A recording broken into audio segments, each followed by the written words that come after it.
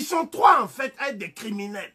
Il y a Napoléon Bonaparte, qui est un très grand criminel, et qui a proposé au général Riche, je pense, de rétablir l'esclavage ou d'exterminer la population de la Guadeloupe. Il ne faut pas qu'ils reviennent en France sans avoir exterminé la population de la Guadeloupe en cas d'échec en matière de rétablissement de l'esclavage. Parce qu'il ne faudrait pas qu'il y ait encore un autre Haïti.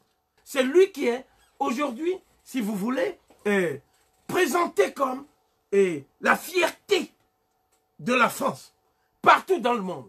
La France n'a pas à être fière d'avoir comme héros emblématiques des criminels de la nature de Napoléon Bonaparte. Le deuxième plus grand criminel, c'est Léopold II. Léopold II a supprimé la vie de 10 millions.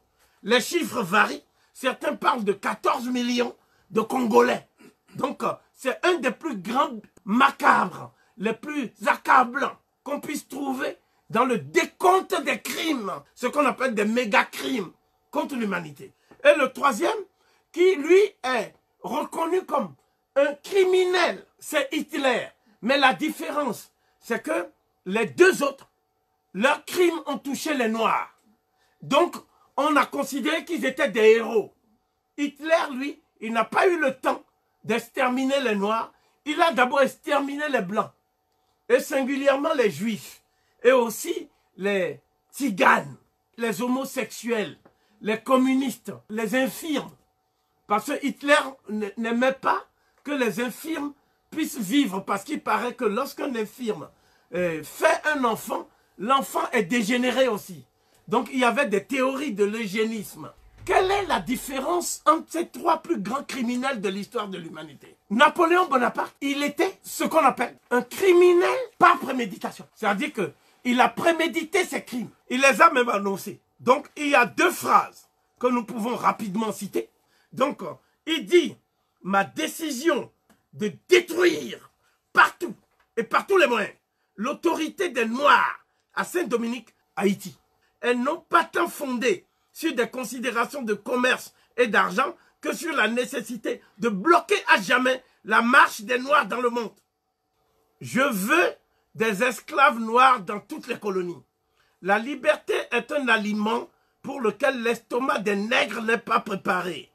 Je crois qu'il faut saisir toutes les occasions pour leur rendre leur nourriture naturelle, entre parenthèses l'esclavage, en l'épurant des assaisonnements que commandent la justice et l'humanité. Je crois qu'il faut envoyer une force militaire considérable en Guadeloupe, non pas pour la réduire à ce qu'elle était, mais à ce qu'elle doit être et à ce qu'elle n'aurait jamais dû cesser d'être.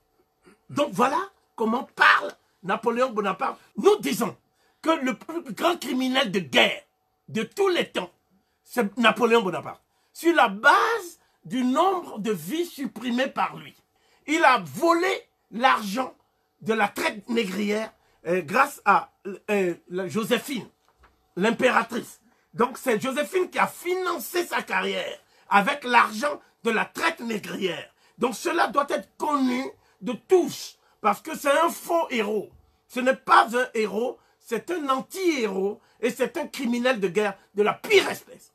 C'est l'historien spécialisé de la période napoléonienne, présente comme l'homme qui a donné à l'Europe ses lettres de noblesse et sa grandeur dans le concert des nations. Je dirais que c'est plutôt l'homme qui a apporté à l'Europe, si vous voulez, ce qu'on appelle la bassesse, l'ignominie, le crime érigé en épopée de gloire. Le deuxième plus grand criminel de tous les temps, c'est Léopold II. Lui, il a fait 14 millions de victimes. Parce qu'il n'a pas tué que des Congolais. Il a tué aussi des gens du Rwanda, du Burundi. Et tout ça, mais c'est moins connu. Parce qu'il n'a pas coupé les mains et il n'a pas exhibé ces gens-là de cette manière. Donc, l'autre criminel de guerre, qui est effectivement un monstre de la même ampleur que Napoléon Bonaparte et Léopold II, c'est Hitler. Mais Hitler, il a commis la bévue de prendre pour cible des Blancs. Voilà pourquoi il est devenu l'incarnation du criminel par excellence. S'il avait pris pour cible des Noirs, il serait un héros. Voilà notre position.